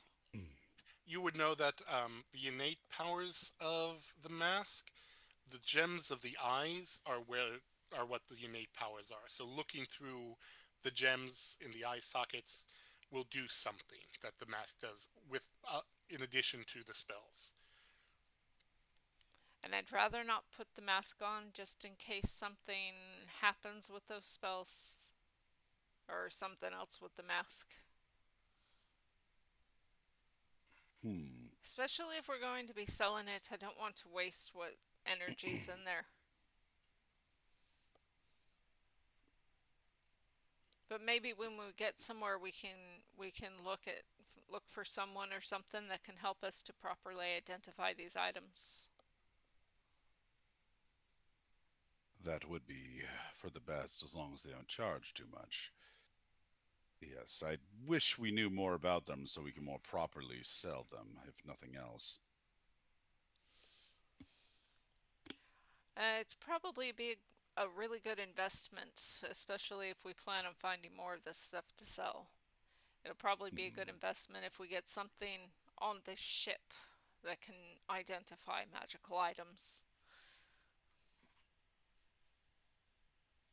I think that would help us in either especially deciding whether we want to sell them or keep them, because some of these we might want to keep them, right? I mean, we I mean, we're not all might. about money, correct? Eh, Get that kind of arcs and eyebrow. I mean, we're hear trying to map out some places as well. But it might help you us hear get throughout more the ship money. the gasp of all the kobolds But it might as if they heard that. it Our- might help us gain more money if we keep some of these things, right? I'd say it Just put it depends on out there. I'd say it depends on the item. Absolutely. The only other thing I would say that you learned from that arcana roll Mhm. is you must be a spellcaster to use them to attune to this mask. Yeah, she'll relay it.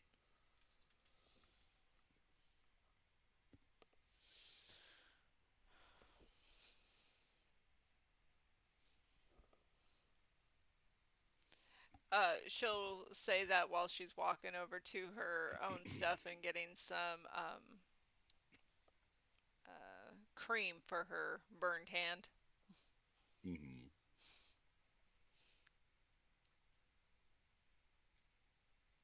What does Kit like know about sun magic? Like that doesn't sound like a very common type of magic. Roll me your history with disadvantage. Can you use guidance? He can. Okay, he will do so then.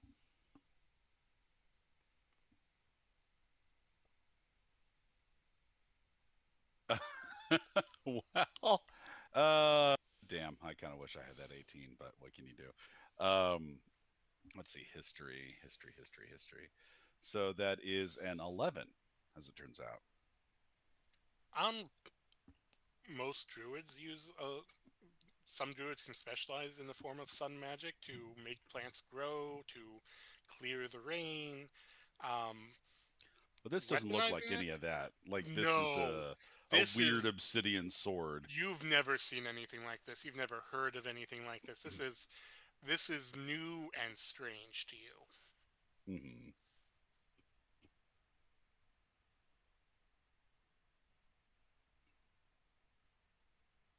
Okay, are you going to seal the box back up or just leave them out in the open like that?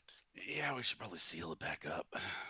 Would the sun magic help that branch grow? Lightning branch?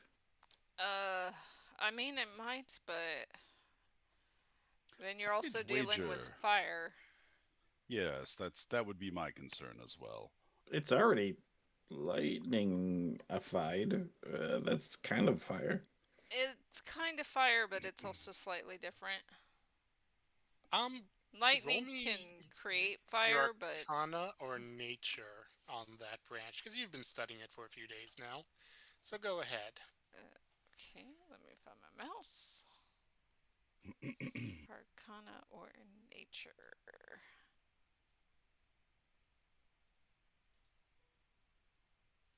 I just grabbed a random dice roller. That is not mine. 15. 15? Nature, specifically. Nature specifically. Yes. Funny thing, there is a funny thing about trees that can take lightning hits. They are very durable, they are conductive, and their roots are very resilient and resistant to, well, standard forest fires. The rest of the tree is not. It has the standard damage and vulnerabilities to fire that other trees do. Yeah, and also we're talking like the full force of the sun and the fact that this branch that she has doesn't actually have proper root system as of this moment. So, Yeah, one little match might just send that up to cinders. All right. So I'm guessing you're going to put the cover back on and seal it up. Mm-hmm. yes. All right.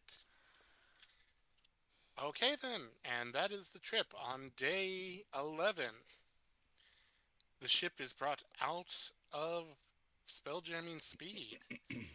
I think one thing else that Shay would Okay. want to bring up is Mhm. that we should have a name for the ship. Is it not the Lava Crow?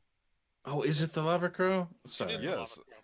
Even The after Lava it, Crow. even after it transformed, Yeah. Yes. Especially after it transformed. It's got wings now. especially. Okay, Yes. we want to keep that I name. Yeah, like that kind it. of looks around. It's like, why would anyone want something that's not the Lava Crow? I like the Lava Crow. At least Okay. everyone will know it's us. Should we have a? Do we have a flag already? I mean, you have the back of Kitlak's jacket. Yeah. Kilak's going to kind of turn around and crook a thumb at the back of his jacket. Well, I did make a symbol. Branding is important. Sure. Should we? Do we have a tailor on board that could maybe one of the kobolds could make a flag? He's going to Kilak's going to call the Mending Corps.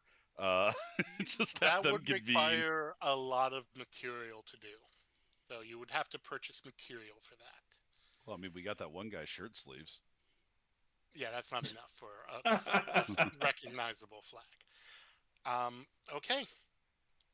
So you seal up that box again, and on day 11, you enter a wild space system, or rather, you have the option to. Do you enter it?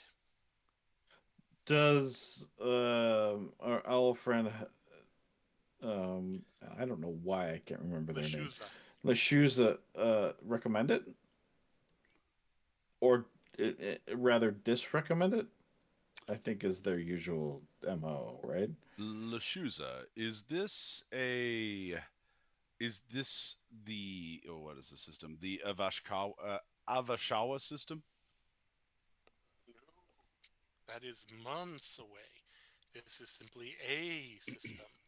And they're going Excellent. to just kind of stretch their wings out, and their eyes spark ever so slightly. And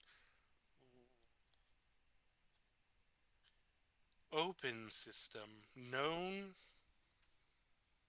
unmapped, mapped. Their wings kind of tilt and then tilt the other way. And non-standard system, known system. This is a weird system. Who enter should be fine. Is there somewhere that we can stop and get supplies here? You'd have to enter. All I can determine is if it is a known system. And this one is both. Maps. We need to map this. Alright, so you entered the wild space system? Yeah, I think Kitlak would be inclined to do that. We are here to survey as well. Might as well start doing that. Heck yeah. Alright, you enter the wild space system. You move pretty quickly through it, and as you do, Shay, your Ori powers up. Maps. Your This is handheld Ori. this is what we're waiting for. The connection.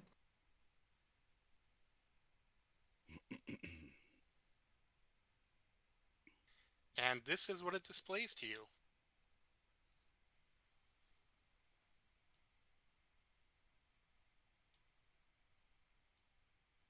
It shows that there is a large gas giant with 3 broken planets, broken moons, a comet, a strange purple planet, a habitable planet, a red star, ooh, a tiny orbiting planet around that red star,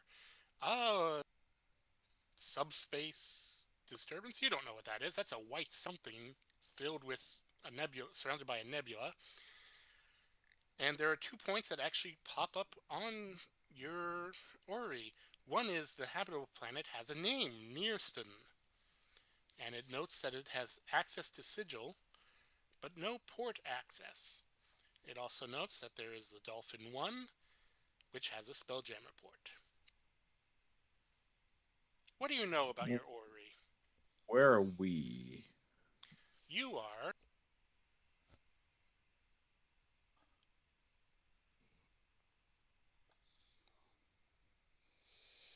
approximately here. Well, here, technically. Okay. I think for the most part, her mom dealt with the Ori when they were on the ship before. Though she probably had some interaction with her mom while she was being taught. So I'll leave it up to you as to how much she knows about the Ori Okay. in this part of space. What you know of the Ori is that it gives you the positions of things in the world. This is the first time you have seen it providing information on things in a system. You're not sure what that means. I mean, the descriptions are pretty straightforward, but still. Is it something that she would think is new even from what her mom told her about it? Roll me your insight or Arcana. You don't have Tinker's tools.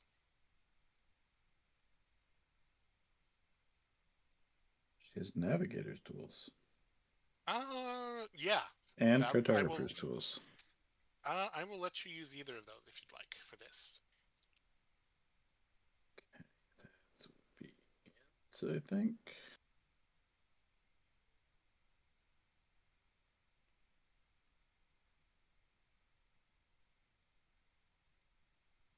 Um, 19. Okay, with a 19, you think there's been some fiddling with the orrery? Because again, it's supposed to just show you a standard system. This might be something that your mom tinkered with, or maybe something tinkered with, or maybe this was just something you never saw. But you do figure out that the auto mapping is picking up signals for spelljammers. You're pretty sure that's why you have two identifiers, because that's where spelljammer ships would be noticed and notified. Um, the planet has a name because it has been identified, and it's saying, do not go here with a spelljammer. The Dolphin 1 has a spelljammer port, so that's probably where you're supposed to go. It says do not go here as in the system or as in the The planet, Nearston. no port access. Nearston, okay, yeah. But it does say there's a portal to Sigil here. What do we know about Sigil, out of curiosity? Everyone who wants to know about Sigil, roll me your history. Good old Sigil. Guidance. 11. Crit. Yes. So Um, okay, so for Cassie, I'm guessing Genevieve doesn't care.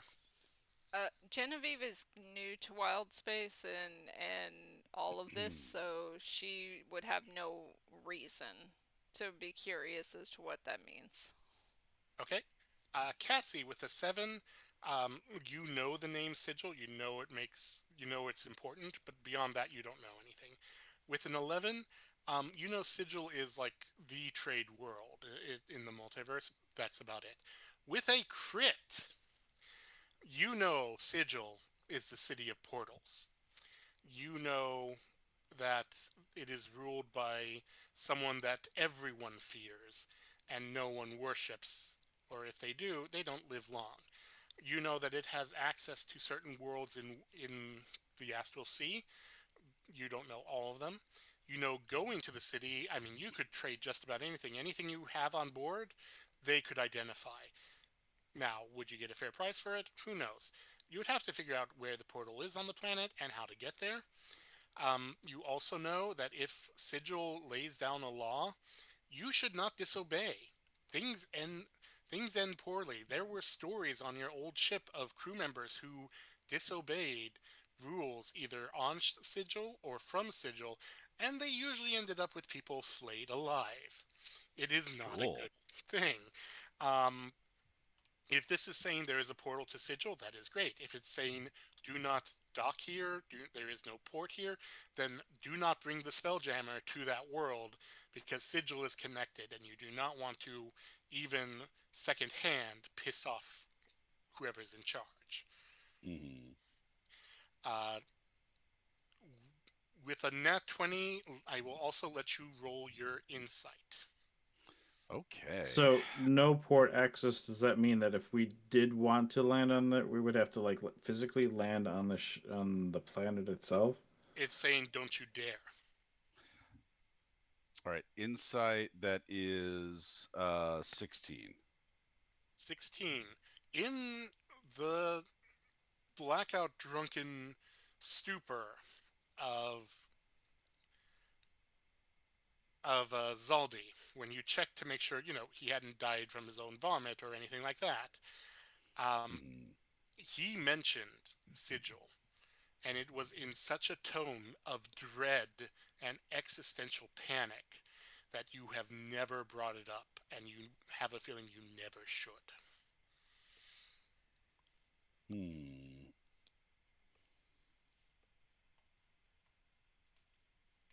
So basically, Shay, when it says no port access, that means no Spelljammer landing allowed. You Okay. do not land on this portal. You do not on this planet. You do not bring the ship into orbit of this planet. You do nothing to go near this planet other than wave at it as you fly by. There are So rules in the multiverse regarding spelljammers and planets. If it has been identified as you do not go there, it is rude to then go there and often an act that can result in being under attack. so once she identifies the system, uh, she would obviously tell Kitlak, and then doubly so when at this is it at the same time that it also activates her Ori? Basically, the orrery projects this above. It's about a foot diameter, so anyone on the bridge can see it. Okay, so once Kitlak, I assume Kitlak's coming to the bridge when she says that. Yeah. She would, Yeah. he can see the Ori projecting this, and says, Captain, Yes. well, you see what I see. I think for the system, there's a bad place and there's a good place. Why does Kitlak think that no port access is likely here, especially if there's a sigil portal? Is So there any here, overlap there? there, there are rules to spelljammers and planets. Some planets um, do not know that there is a multiverse, that there are worlds beyond their own. And so a place that has been identified as no port access could mean that it is a world still so primitive that you either have to um, find a way to sneak in such a way that no one on any part of the planet knows you're from outer space, Hmm. or something has happened that's resulted in either damage or just a necessary rule to keep a spelljammer away. Either Faerun is a famous one where you can approach only by landing in a certain part of the ocean and going to certain ports. Going anywhere else risks screwing up magic in parts of the world because of magical fallout from disasters long ago. And that Cool. some of those result in spelljammers literally falling from the sky because they've lost power, and sometimes it's spelljammers exploding and causing larger explosions as magics interact and go boom. If this says no port access with a sigil portal, either sigil has said we do not want spelljammers here, or it's likely something on the planet does not interact well with spelljammers, which it could be that the sigil portal doesn't interact well with spelljammers. I like to so think that that Genevieve's planet was one of those ones that just recently became aware of the multiverse. Yep, and there are people who know of it through just through portals and other methods of teleportation. being able to sail on the Astral Sea and actually conduct trade that way, that is something that is not well known in much of the multiverse.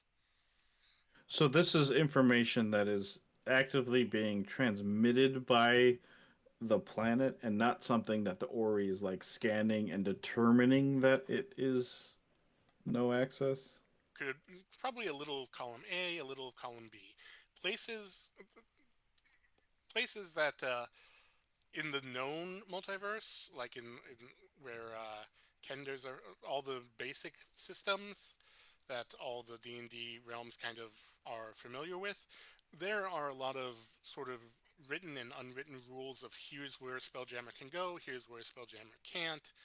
Um, this notification might be new now that spelljamming helms are a lot more uh, what's the term I'm looking for, mass produced, and there is a way to send a signal. But it also could be that, since there is sigil access, this is simply information that has been broadcast to the multiverse so everyone knows. I would recommend we go to Dolphin 1 and try. If we want to know more about the Nearston, we might get info there. If we go downside at all. Yeah, like scratches his chin. Yes, I completely agree. I mean, it makes sense if there's already a Spelljam report there to try to acquire information. Although, why this place is ambiguously mapped when there is an active Spelljam report is strange to me. But let's find some answers. Bring us to Dolphin 1, please. Is there an insight check I might be able to do on that, or is it something we can figure out on Dolphin 1? You could ask on Dolphin 1. You can roll an insight check, but it's going to be a high threshold. I'm going to tell you that right now. Yeah. Like, you'd need a natural 20 on this one.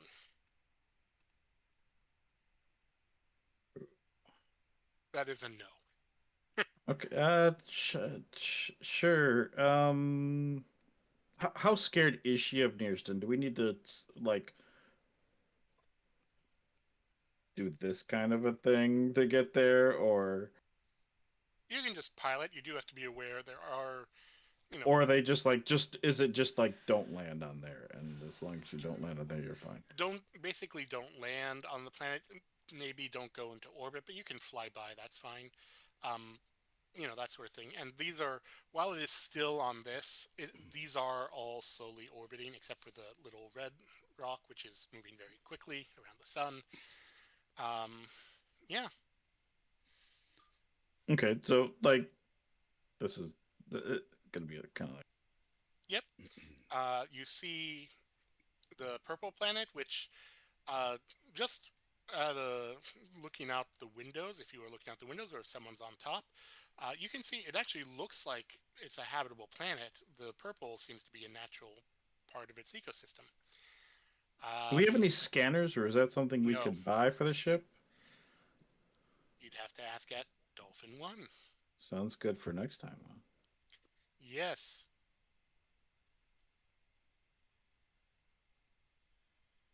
And unfortunately, we are out of time, so the Halloween spirit will be carried into November as we continue next week. Woo! Yay! Thank you, everyone, for joining us, and we'll see you on Dolphin 1. Thanks, Cypher. See y'all on Dolphin 1.